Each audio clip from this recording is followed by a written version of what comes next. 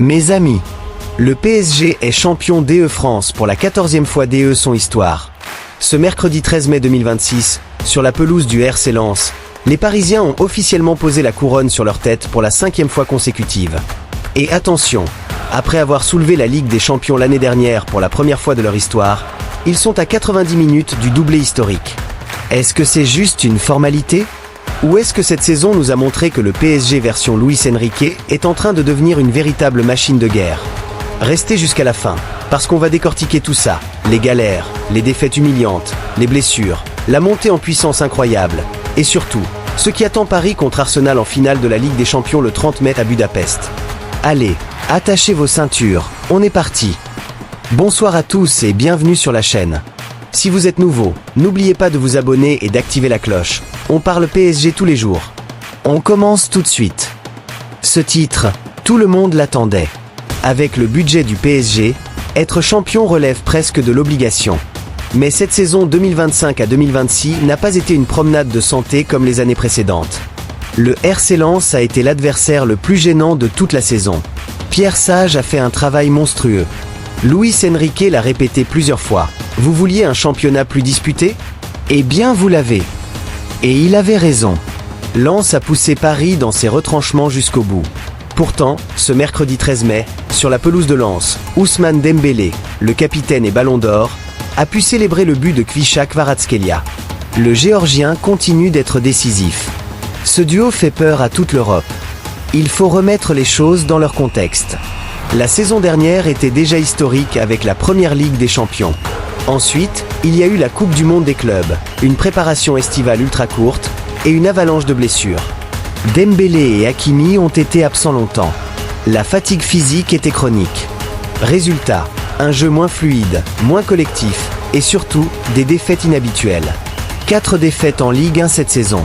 Ça peut paraître peu, mais pour le PSG, c'est énorme. La défaite au Vélodrome contre l'EM 1-0, le 22 septembre, première depuis 2011. Ce soir-là, tout le monde parlait plutôt du ballon d'or de Dembélé, mais ça avait quand même fait mal. La défaite à Rennes, 3-1, qui avait poussé Dembélé à pousser un coup de gueule mémorable dans le vestiaire. On joue plus collectif. Monaco, 3-1. Et enfin l'OL, 2-1. Sans oublier l'élimination précoce en Coupe de France contre le Paris FC en janvier. Un vrai coup de froid. Ces résultats montraient un effectif épuisé, un collectif moins huilé et une certaine lassitude. Mais voilà ce qui fait la force de ce PSG, sa capacité à réagir. Dès le début du printemps, grâce au travail du staff, à la gestion intelligente des rotations par Luis Enrique et à la montée en puissance individuelle de plusieurs cadres, Paris a redressé la barre. Au moment où Lens commençait à craquer, le PSG accélérait. C'est exactement ce qu'il fallait pour aller chercher ce 14e titre. Cette saison, plusieurs joueurs ont pris une nouvelle dimension. Warren Zaïre-Emery, redevenu le patron du milieu. Son physique impressionnant et sa maturité font de lui un incontournable. Lucas Beraldo, repositionné en sentinelle au milieu de terrain, il a livré une fin de saison exceptionnelle. Personne ne l'avait vu venir à ce niveau. Les remplaçants, Lucas Hernandez, Lee Kangin, Gonçalo Ramos ont tenu leur rang, même s'ils ont parfois déçu. Les jeunes du centre de formation, Seny Mayulu et Ibrahim Mbaye ont répondu présents quand l'infirmerie était pleine. La fameuse Titi Factory du PSG continue de livrer. Et que dire des recrues ? Lucas Chevalier est arrivé comme numéro 1 mais a dû s'adapter au rôle de remplaçant. Ilia Abarni a apporté de la solidité en défense. L'ossature reste la même que l'année du sacre en Ligue des Champions. Et c'est une très bonne nouvelle pour la stabilité. Maintenant, toute l'attention se tourne vers la finale de Ligue des Champions le 30 mai à Budapest contre Arsenal. Après avoir gagné la C1 l'année dernière, un doublé Ligue 1 Ligue des Champions ferait entrer ce PSG dans une autre dimension. Ce serait le début d'une véritable dynastie. Luis Enrique a réussi à gérer la fatigue, à faire tourner, à garder le groupe frais mentalement. C'est exactement ce qu'il faut pour une finale européenne. Est-ce que Paris est favori ? Oui. Mais Arsenal reste une équipe dangereuse, très bien organisée, avec des individualités exceptionnelles.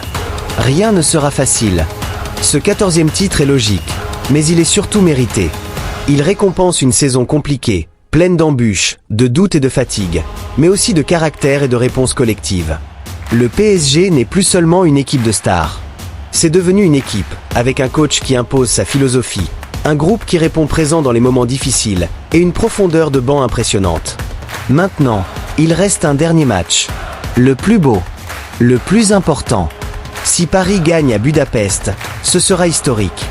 Une saison 2025 à 2026 a marqué d'une pierre blanche.